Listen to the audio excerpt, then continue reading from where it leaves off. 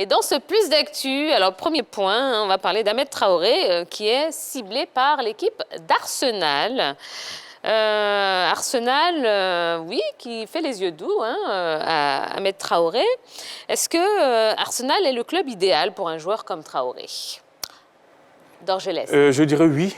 Vu le profil du joueur, Arsenal est un club qui réussit bien aux Ivoiriens. Kolo Touré est passé par là-bas. Et Boué, également Gervinho. Oui, mais est-ce que c'est un problème de nationalité ? Oui, non, mais je veux dire que les Ivoiriens ont réussi dans ce club. Après, il y a l'adaptation. Le système de jeu d'Arsenal, pour moi, permet aux garçons de pouvoir prendre du volume. Gervinho a pris du volume quand il est arrivé à Arsenal. Et puis, sur ce coup, il n'y a pas que Ahmed Traoré, je confonds toujours avec Ahmed Touré. Il y a également son petit frère, Amad Traoré, qui est convoité par Arsenal. Donc, le deal que Arsenal veut faire, c'est de prendre les deux, le petit frère et le grand frère.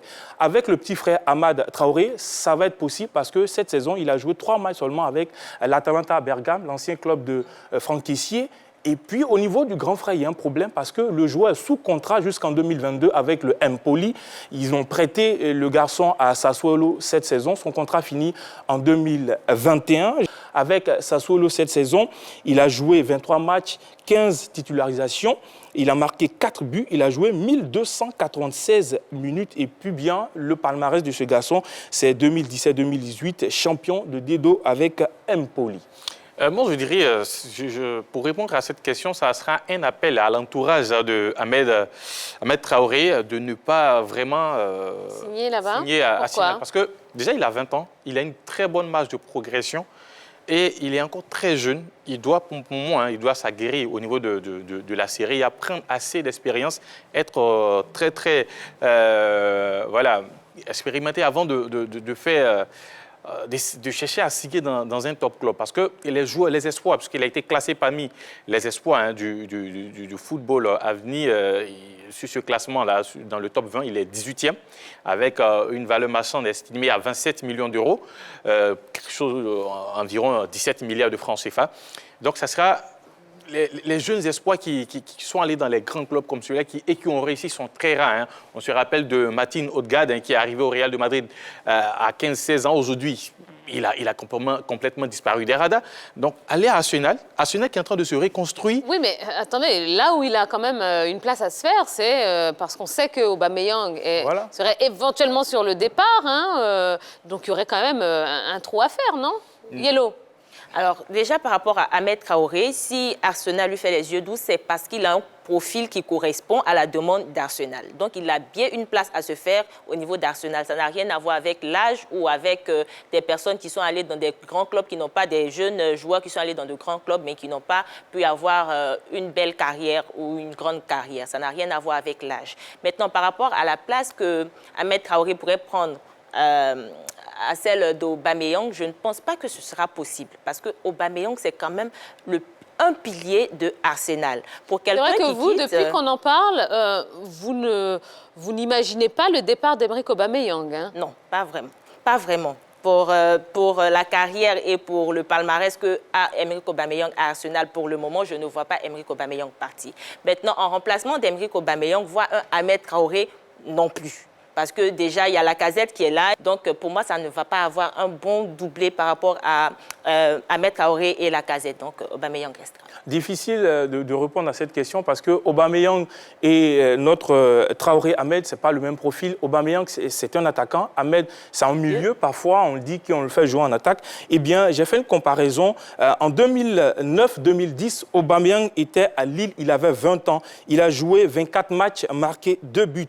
Et Traoré, lui, à 20 ans, joue 23 matchs, 4 buts marqués. Si on redescend jusqu'à 20 ans, ce que Traoré Ahmed Junior fait est plus quand même intéressant par rapport à Aubameyang. Sinon, après, ça sera difficile de les comparer. Non, mais le parcours, c'est ce que je disais. Les grands joueurs, la plupart ne sont pas allés d'un petit club à un top club de façon catégorique ou drastique comme celui-là. Ils ont toujours franchi des caps. On se rappelle de Ronaldinho. Quand il quitte le Brésil, il avait un talent fou, mais il allait au PSG. En ce moment, ce n'était pas le PSG 5 étoiles que nous voyons actuellement. C'était un petit club qui toujours cherchait à se maintenir et il est allé ici à imposer Ronaldinho. Avant d'aller dans l'équipe de Barcelone. Aubameyang était un joueur formé par le Milan AC, mais il est passé par Lille, par Saint-Etienne, avant d'arriver à Dortmund et pouvoir s'imposer comme il le fait. Donc, ce que je veux dire, c'est que Ahmed Traoré doit franchir des caps. Aller dans un club comme Arsenal, actuellement... Ce serait une obligation pour Ahmed Traoré? Ce n'est pas une obligation, mais souvent, c'est un passage auquel les grands joueurs... Passage obligé. Non. Ronald, tout le monde d'accord. Parce que tout le monde n'a pas... Parce que ce qu'on oublie, c'est que la plupart des grands joueurs, souvent, ont été formés dans des clubs auxquels ils appartiennent. Mais ça, vous l'avez déjà dit. Maintenant. Oui. Moi, je préfère qu'ils franchissent des caps avec des clubs de moyenne dimension. Tel que Sassuolo actuellement, puisque c'est une équipe qui fait une très bonne saison. Oui. Après Sassuolo, il peut peut-être viser une équipe de milieu de tableau, du championnat d'Italie ou de l'Angleterre, mais aller dans un top club, c'est pas évident. Moi, je ne suis pas d'accord. Ne sera pas pareil. Moi, je ne suis pas d'accord. Mais Messi, il a commencé où? On sait que c'était un quartier populaire de la Messi a été formé au Barça. Mais Messi, il est venu directement au Barça. Il n'a même pas duré dans Sauf qu'il connaissait la culture de Sébastien. Mais le petit, si on veut trop faire retarder le petit, il ne va pas gagner beaucoup d'argent. C'est de ça qu'il s'agit, hein, parce qu'à 20 ans, il est payé à des milliards. À des milliards de francs CFA. Sauf que aussi, ça pourrait stopper sa carrière. Non, mais s'il attend trop, après, il ne va pas gagner beaucoup de sous et puis sa famille ne va pas être trop content. Regardez son grand frère, sa situation. Il a envie d'avoir beaucoup d'argent pour se construire aussi des stades partout, dans le monde entier. Je pense que... des plages. Je pense qu'Arsenal a étudié tout cela pour faire les yeux doux à Ahmed Traoré. Parce que Arsenal aurait pu dire non, il n'est pas passé par telle étape, par tel club, mais on ne veut pas l'avoir. Mais s'ils ont vu que le jeune, il est performant et qu'il correspond au profil qu'Arsenal cherche, pourquoi pas essayer? Voilà. Oui. Ce qu'il faut comprendre, c'est que tout le monde n'a pas les mêmes carrières. Et puis l'évolution des joueurs... Mêmes progressions. Hein. Je veux dire, la qualité du joueur aujourd'hui fait qu'Arsenal a besoin de lui. Est-ce qu'il va accepter de ne pas partir sous prétexte pour dire qu'il n'a pas appris assez d'expérience? Sous prétexte que Henri Joël dit que... il n'a pas pris assez d'expérience avec Sassuolo. Non, mais je veux dire que c'est le bon moment actuellement. Je vais vous mettre un carton, Henri Jo. D'ailleurs, allez, il tombe. Carton jaune. Bravo, on n'attendait que ça dans les... Mais allez au bout de leurs idées. Je veux dire que pour l'instant, l'évolution de Traoré Ahmed Junior lui permet d'aller jouer à Arsenal. Arteta a étudié son profil, il a besoin de ce garçon.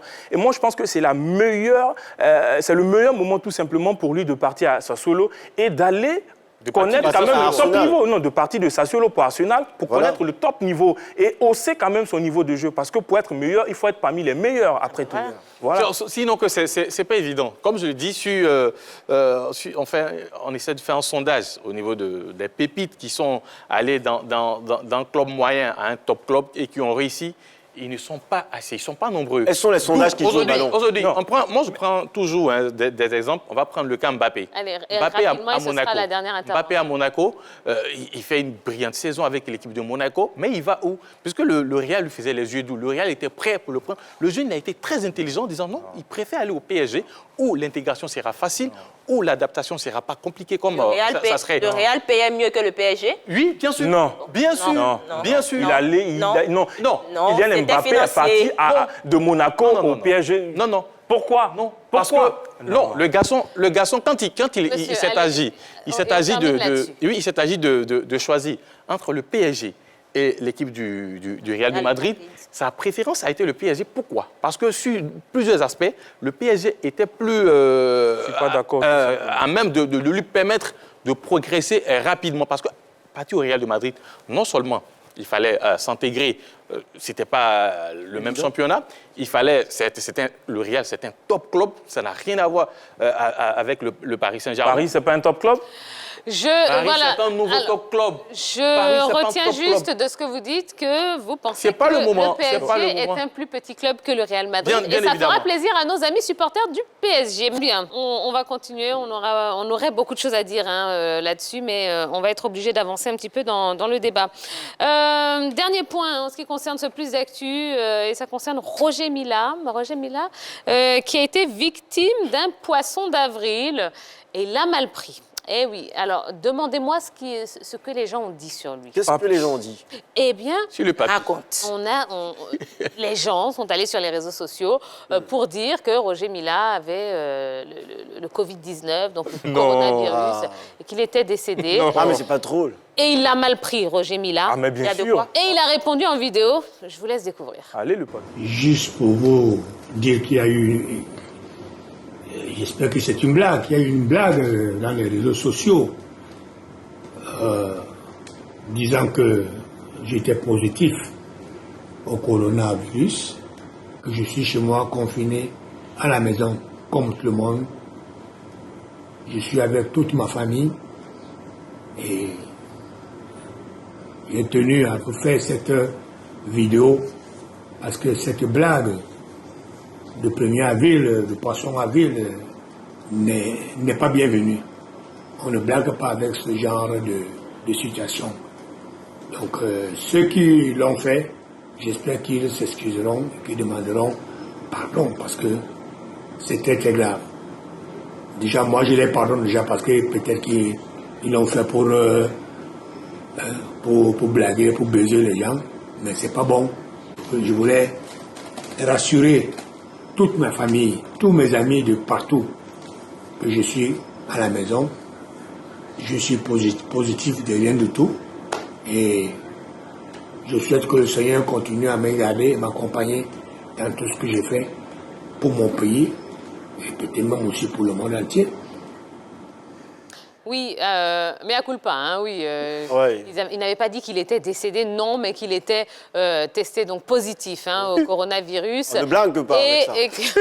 Ah oui, on ne blague pas. Moi, j'adore l'accent des Camerounais. Et qu'il était confiné à la maison, enfin en quarantaine à la maison. Non, Roger Mila va très bien. Et il Pourquoi les gens veulent Il n'est pas content. Mais on ne blague pas avec, on ne blague pas avec ce genre de choses, il n'est pas content. Il dit on ne blague pas avec. Voilà. Ouais, moi, j'adore l'accent des Camerounais. Ouais, maman, c'est une inconscience notoire. Comment tu peux prendre la vie de quelqu'un et lui dire que, au pire des cas, même que la personne serait décédée, sinon confinée chez lui à cause du coronavirus? Je pense qu'on devrait arrêter ce genre de buzz-là, ce genre de poisson d'avril-là. Oui. Voilà. J'ai cru entendre qu'il est positif, mais c'est plutôt négatif. Ouais, c'est un lapsus. Voilà, c'est un lapsus plutôt négatif.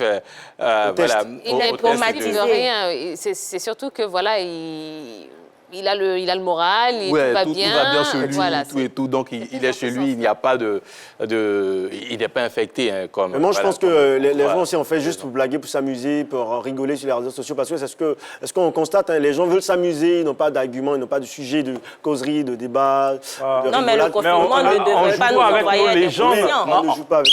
Merci. C'est vrai qu'on ne joue pas, mais il ne faut pas que papa Roger Mila voie cela en trop méchant. Les gens font ça juste pour papoter, pour s'amuser entre eux. Je le disais, on ne joue pas avec des légendes. Roger Mila, c'est une figure emblématique de l'Afrique. Puis c'est notre mois, avril, mais bon, voilà, le 1er avril, il y a tellement de choses, quoi. Donc voilà, j'espère qu'ils vont s'excuser. Et puis après, tout va aller pour de mieux pour Roger Mila. Roger Mila ou non, d'ailleurs, c'est vrai que c'est un sujet qui est extrêmement sensible. Ouais. Donc les blagues... On ne blague pas avec ça, exactement. Ouais, donc les blagues, en tout cas, au sujet du coronavirus, sont vraiment pas bienvenues. Hein. Cette année, c'était un petit peu quand même très délicat.